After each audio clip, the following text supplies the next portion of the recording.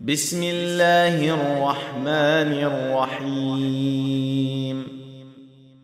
قل أوحي إلي أنه استمع نفر من الجن فقالوا إنا سمعنا قرآنا عجبا يهدي إلى الرشد فآمنا به ولن نشرك بربنا أحدا وأنه تعالى جد ربنا ما اتخذ صاحبة ولا ولدا وأنه كان يقول سفيهنا على الله شططا وأنا ظننا أن لن تقول الإنس والجن على الله كذبا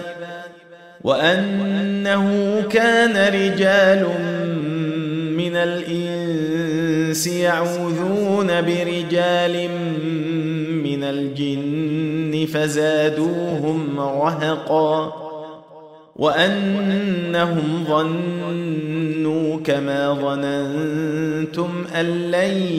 يبعث الله أحدا وأنا لمسنا السماء فوجدناها ملئت حرسا شديدا وشهبا وأنا كنا نقعد منها مقاعد للسمع فمن يستمع الآن يجد له شهابا رصدا وأنا لا ندري أشر أريد بمن في الأرض أم أراد بهم ربهم رشدا وأنا منا الصالحون ومنا دون ذلك كنا طرائق قددا وأنا ظننا أن لن نعجز الله في الأرض ولن نعجزه هربا وأنا لما سمعنا الهدى آمنا به فمن يؤمن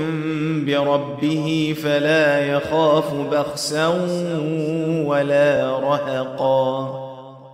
وأنا منا المسلمون ومنا القاسطون فمن أسلم فأولئك تحروا رشدا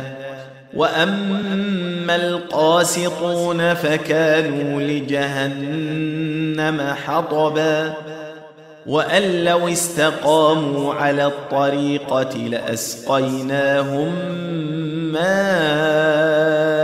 غدقا لنفتنهم فيه ومن يعرض عن ذكر ربه يسلكه عذابا صعدا وأن المساجد لله فلا تدعوا مع الله أحدا وأنه لما قام عبد الله يدعوه كادوا يكونون عليه لبدا قل إنما أدعو ربي ولا أشرك به أحدا قل إني لا أملك لكم ضرا ولا رشدا قل إني لن يجيرني من الله أحد ولن أجد من دونه ملتحدا إلا بلاغا من الله ورسالاته ومن يعص الله ورسوله فإن له نار جهنم خالدين فيها أبدا حتى إذا رأوا ما يوعدون فسيعلمون من أضعف ناصرا وأقل عددا قل إن أدري أقريب ما توعدون أم يجعل له ربي أمدا عالم الغيب فلا يظهر على غيبه أحدا إلا من ارتضى من رسول فإنه يسلك من بين يديه ومن خلفه رصدا ليعلم أن قد أبلغوا رسالات ربهم وأحاط بما لديهم وأحصى كل شيء عددا